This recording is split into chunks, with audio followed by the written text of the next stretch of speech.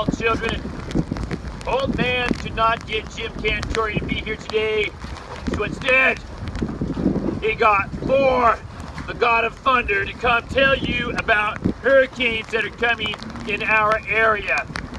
As you will notice out there, you have a lot of boats parked. They park their boats out there so they don't have to worry about getting swept away by the storm, so they anchor them. Now, fortunately for us, the storm has been guided away from us, so we are very thankful for that because the storm is very, very strong. But even now, you can notice that the water here is about a foot higher than normal, which fortunately, that's all the more it's probably going to get.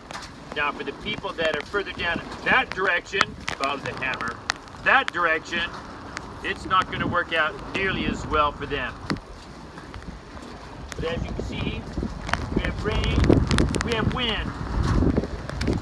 That is why I am here.